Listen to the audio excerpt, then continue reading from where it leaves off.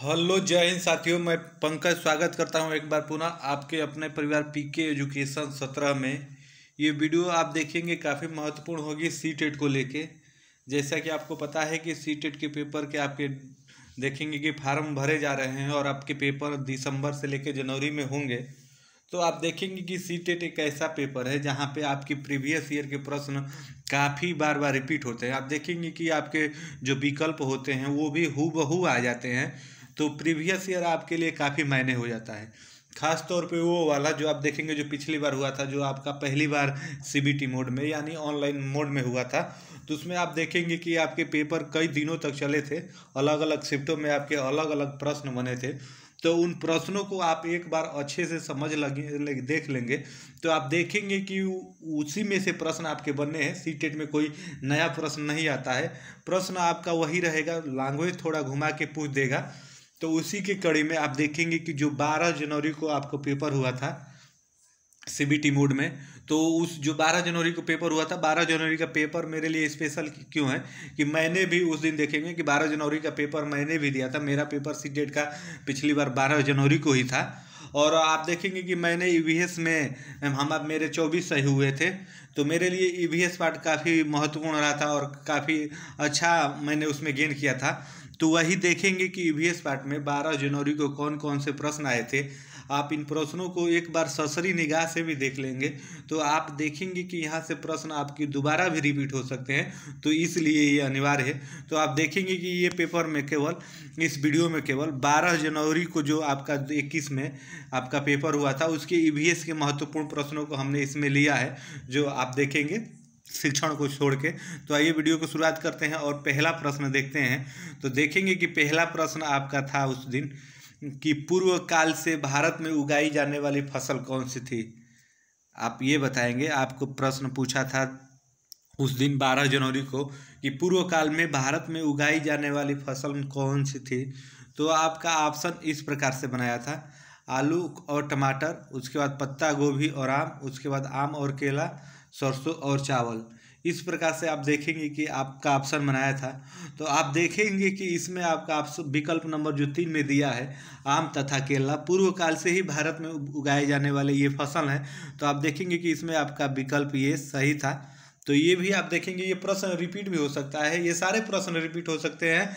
आप एक बार इन्हें सावधानीपूर्वक जरूर देख लीजिएगा। आइए वही दूसरे प्रश्न की बात करें। तो दूसरे प्रश्न में देखेंगे कि एलेक्स केरल में रहता है। इस प्रकार के प्रश्न आप देखेंगे काफ़ी बनते हैं सी टेट में। तो ध्यान से देखेंगे इन प्रश्नों को।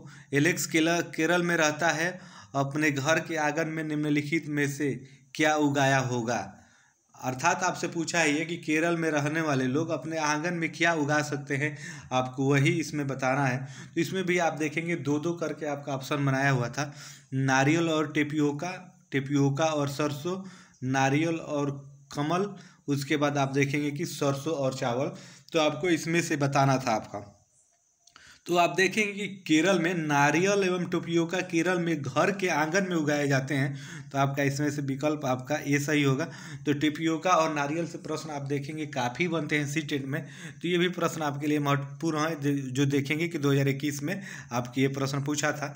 तो आइए फिर अगले प्रश्न की बात करते हैं। तो इसमें देखेंगे जंतु कीड़े जो अपने समूह के अन्य सदस्यों को गंध से ढूंढ लेते हैं।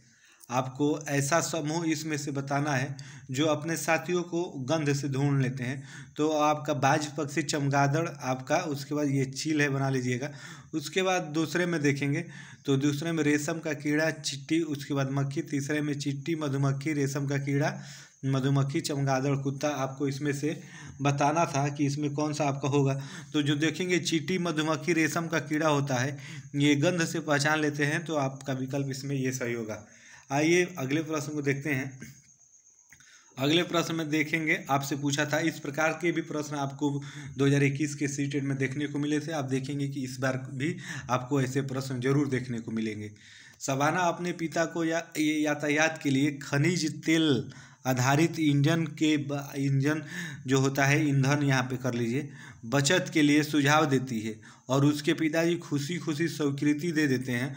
वह निम्न में से किन साधनों को जाने के लिए प्राथमिकता देगी।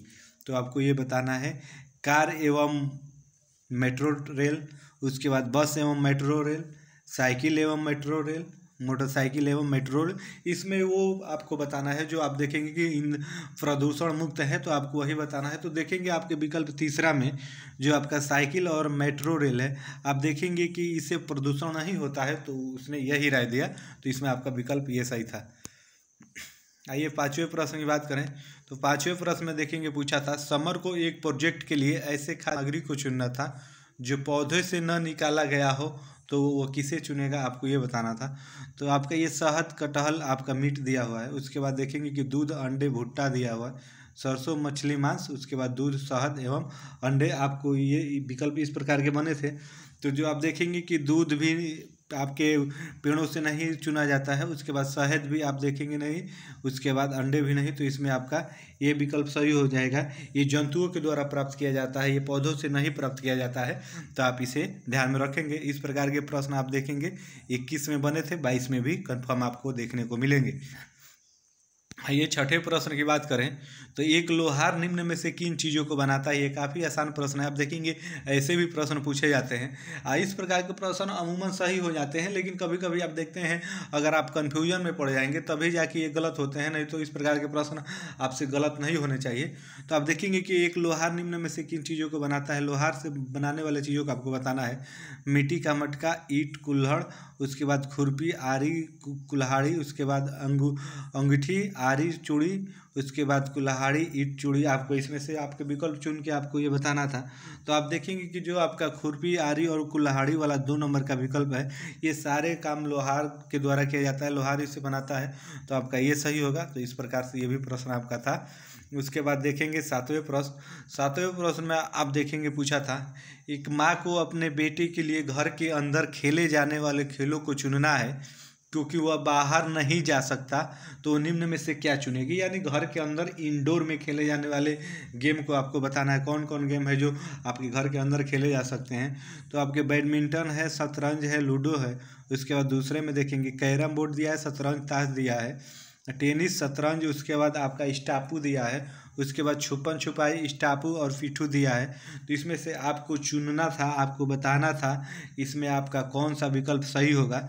तो आप देखेंगे कि जो इसमें आपका दूसरा विकल्प है कैरम बोर्ड, शतरंज और ताश, आप देखेंगे कि घर के अंदर बैठे बैठे खेला जा सकता है, तो आपका विकल्प ये सही था।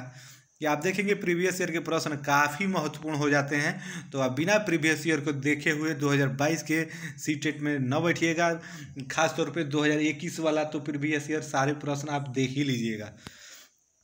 ये अगले प्रश्न की बात करें, तो निम्नलिखित में से कौन से राज्यों का समूह अरब सागर के तट पर स्थित है। आपको उन 3 राज्यों का समूह दिया गया है, आपको बताना है कि जो अरब सागर की तरफ स्थित हैं, आपको वो इसमें बताना है। तो केरल दिया हुआ है, आंध्र प्रदेश दिया हुआ है, उसके बाद गुजरात, केरल, तमिलनाडु, महाराष्ट्र, कर्नाटक, उड़ीसा, महाराष्ट्र, कर्नाटक, तेलंगाना, गुजरात आपको दिया हुआ है, तो आपको ये बताना है। तो आप देखेंगे कि दूसरे विकल्प में जो दिया है आपका केरल, तमिलनाडु और महाराष्ट्र जो दिया हुआ दूसरा विकल्प, उसमें आप देखेंगे कि अरब सागर के तट पर स्थित राज्य आपके गुजरात, महाराष्ट्र, पश्चिम बंगाल, गोवा, केरल, कर्नाटक, तमिलनाडु है। आप इसे भी ध्यान में रखेंगे। आप देखेंगे कि और भी आपके विकल्प बदल सकते हैं, तो इन सारे राज्यों को आप ध्यान में रखेंगे। वही आप आगे देखेंगे तो बंगाल की खाड़ी के किनारे अगर स्थित आपसे राज्य पूछ दे तो आपका वो पश्चिम बंगाल हो जाता है, उड़ीसा हो जाता है, आंध्र प्रदेश और फिर आपका तमिलनाडु। इस प्रकार से भी ध्यान में रखेंगे। आप देखेंगे कि इस बार आपके बंगाल की खाड़ी से सटे हुए राज्यों को भी पूछ सकता है, तो आप इसे भी ध्यान में रखेंगे। आइए वही अगले प्रश्न की बात करें, तो ये प्रश्न देखेंगे आपके लिए काफ़ी महत्वपूर्ण है। ऐसे प्रश्न आपको बार बार देखने को मिलेंगे। ग्रेगर मेंडल मटर के पौधे पर प्रयोग के कारण प्रसिद्ध थे। अगर आप देखेंगे कि मूल पीढ़ी में मटर के पौधे के बीज आपके हरे और पीले होंगे, तो अगली पीढ़ी के मटर के बीज के बारे में उसका कौन सा सर्वेक्षण था, आपको ये बताना था। ग्रेगर जॉन मेंडल का सर्वेक्षण के बारे में यहाँ पे पूछा है। तो सभी पौधे में हरे और पीले रंग मिश्रित रंग के बीज होते थे, इस प्रकार था है। ज़्यादातर पौधे में पीले बीज थे, ये सही है। ज़्यादातर पौधे में हरे रंग के बीज थे, आपको ये सही है विकल्प आपको चुनना है। सभी पौधे के पीलापन के लिए हुए हरे बीज थे, तो आपको ये बताना है। तो आप देखेंगे कि जो दूसरा विकल्प दिया है कि ज़्यादा पौधे में पीले आपके बीज थे, तो आप ये सही होगा। वही अगर आप ग्रेगर जॉन मेंडल की थोड़ी सी यहाँ पे बात की जाए तो आप देखेंगे कि ग्रेगर जॉन मेंडल का जन्म 1822 में आपका हुआ था ऑस्ट्रिया में। ऑस्ट्रिया के रहने वाले थे, ऑस्ट्रिया में ही उनका जन्म हुआ था। अब देखेंगे कि परीक्षण के आधार पर उनका मानना था कि अगर मूल पीढ़ी में मटर के पौधे, जो आपका मूल पीढ़ी का मटर का पौधा है, अगर उसके बीज हरे और पीले हो तो अगली पीढ़ी के मटर के बीज आप देखेंगे ज़्यादातर पीले होंगे। आप इस बात को भी ध्यान में रखेंगे। आप देखेंगे कि ऐसे प्रश्न आपको फिर इस बार भी देखने को मिलेंगे। आइए वही अगले प्रश्न की बात करें तो अगले प्रश्न में देखेंगे आपसे पूछा है निम्न में से कौन सा पदार्थ पानी में घुल सकता है। जो पानी में घुल सकता है आपको वही इसमें से चुनना है। तो दूध, दही, शहद आपका पहला विकल्प है। तारपीन, नींबू का रस, पेट्रोल, वहीं मिट्टी का तेल, नमक और साबुन, चीनी, सिरका, नमक। आपको इसमें से चुनना है कि कौन सा वो पदार्थ में पूरी तरह से घुल सकता है। तो आप देखेंगे कि चीनी, सिरका तथा नमक जो दिया है ये जल में घुलनशील है, तो विकल्प आपका चौथा सही है। तो ये आप देखेंगे कि इसमें ये सही होगा। आइए अगले प्रश्न की बात करें तो अगले प्रश्न में देखेंगे, अगला प्रश्न आपका पूछा है कि पारंपरिक तरीके से जल संग्रहण के लिए हमारे देश में उपयोग की जाने वाली संरचना है। आपको ये बताना है कि जो पारंपरिक तरीके से यानी प्राचीन काल में आपका पूछा है पुराने तरीके कौन सा तरीका है। तो ट्यूबवेल है कि बावड़ी है कि बोरवेल है कि आपका हैंडपंप है, आपको इसमें से ये बताना है। तो आप देखेंगे कि पारंपरिक तरीके से जल संग्रहण करने के लिए हमारे देश में उपयोग किए जाने वाली संरचना जो आपकी बावड़ी है ये है। आप देखेंगे ये राजस्थान के क्षेत्रों में प्रयोग की जाती है खास तौर पे। तो आपका विकल्प इसमें ये सही होगा, आप इसे ध्यान में रखेंगे। ये प्रीवियस ईयर के प्रश्न सारे आपके लिए काफ़ी महत्वपूर्ण हो जाते हैं। आइए अगले प्रश्न की बात करें तो 12वें में देखेंगे आपसे पूछा है अंतरिक्ष यान में यात्रा करते हुए अंतरिक्ष यात्री के बारे में निम्न में से क्या सही है। जो अंतरिक्ष में यात्री जाते हैं तो उनके बारे में इन 4 पॉइंट दिया है और कौन सा कथन सही है आपसे वो पूछा है। तो पानी के नल में उस नल से वे सीधे पानी पी सकते हैं, क्या ये सही है आपका विकल्प। डाइनिंग टेबल पर बैठकर खाना खाते हैं, क्या ये सही है विकल्प। एक जगह पर टिक कर रहने के लिए अपने आप को बेल्ट से बांधते हैं, क्या ये सही है। खड़े रहकर तैरते हुए सोते हैं, क्या ये सही है। तो आपको इसमें से ये बताना है। तो आप देखेंगे इसमें कि जो अंतरिक्ष में एक जगह पर टिक कर रहने के लिए खुद को बेल्ट से बांधना पड़ता है, तो जो आपका विकल्प तीसरा दिया हुआ है तो आप देखेंगे कि विकल्प आपका तीसरा सही है। तो आप इसे ध्यान में रखेंगे। इस प्रकार के प्रश्न 2021 में बने थे, 22 में भी आपको ये हुबहू तो प्रश्न भी कभी कभी देखने को मिलेंगे, नहीं तो लैंग्वेज थोड़ी सी बदल के आपको प्रश्न ऐसे देखने को जरूर मिलेंगे। आइए वही 13वें प्रश्न की बात करें तो 13वें प्रश्न में देखेंगे पूछा है निम्नलिखित खिलाड़ियों में से कौन एक पैरा एथलेटिक है जो धैर्य एवं दृढ़ निश्चय का प्रतीक है। आपको ये बताना था।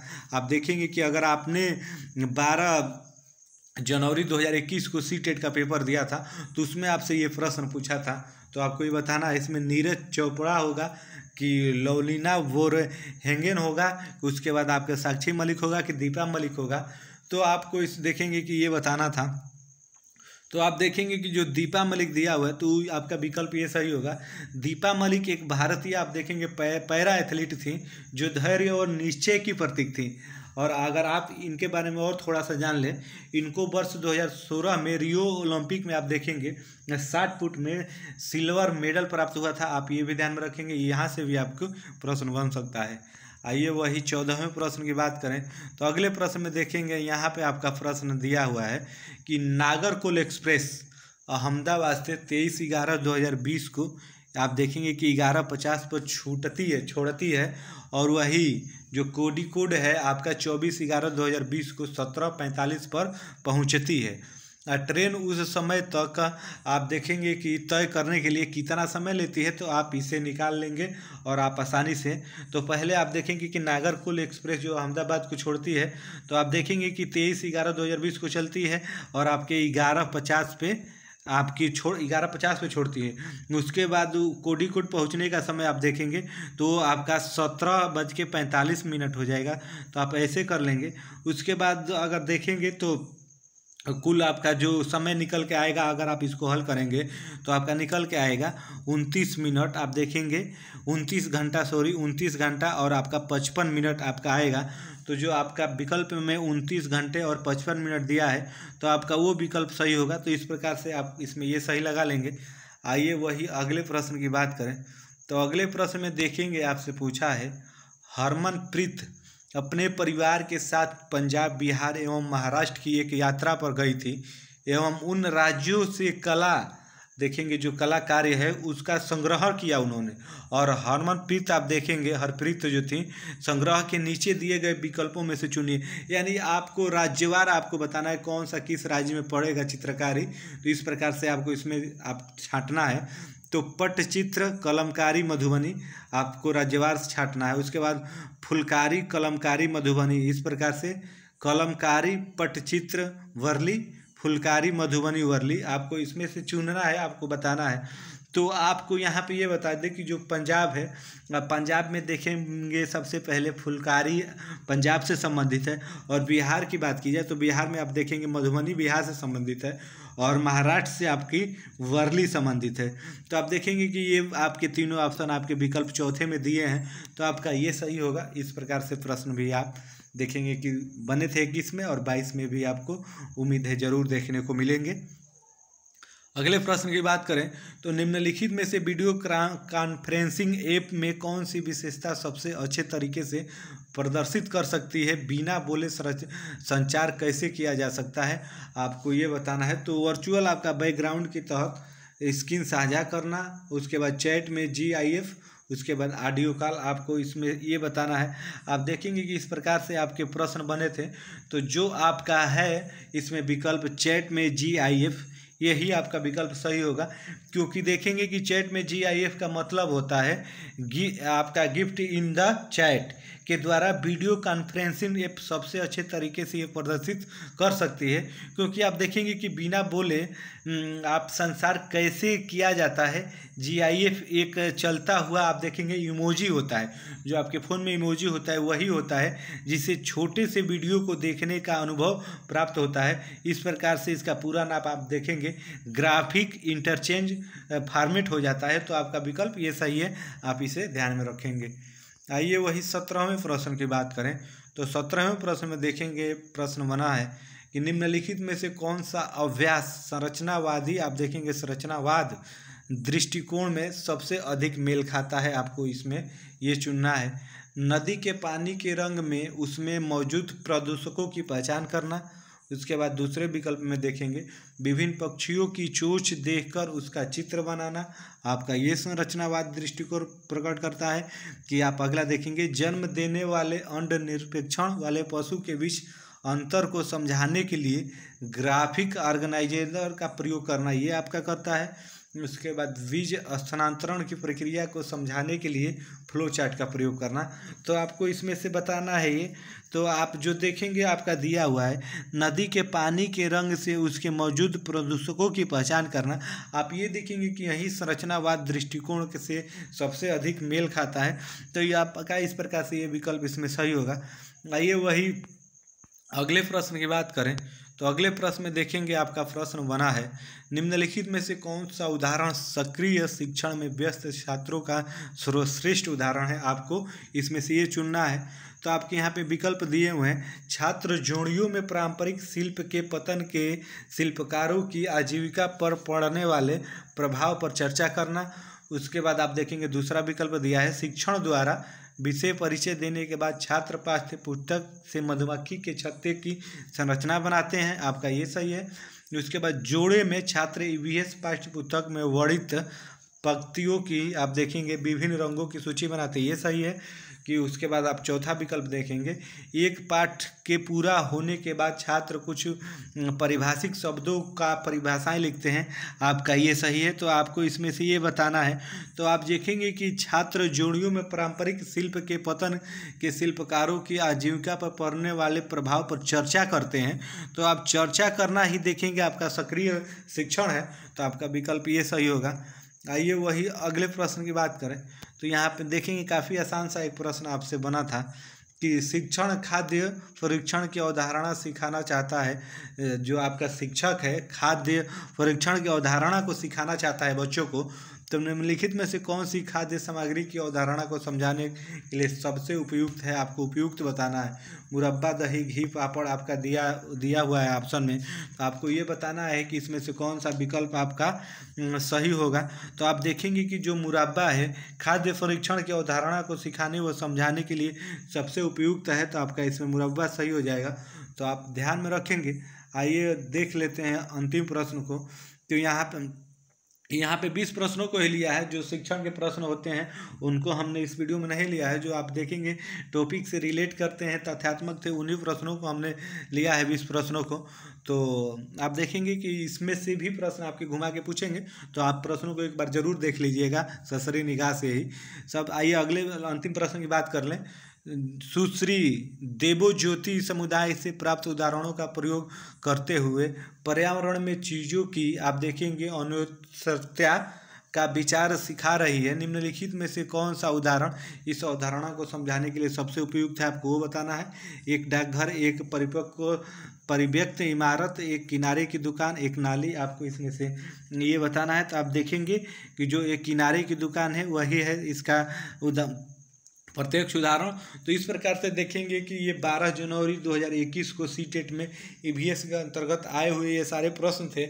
तो आपको ये प्रश्न कैसे लगे, अगर आप वीडियो एक बार देख लेंगे, इन प्रश्नों को देख लेंगे, तो आप देखेंगे कि काफ़ी फायदेमंद आपके लिए होगा। तो फिर मिलते हैं नेक्स्ट वीडियो में नेक्स्ट शिफ्ट के ईवीएस के प्रश्नों को लेके। तब तक के लिए आप सभी को जय हिंद, धन्यवाद।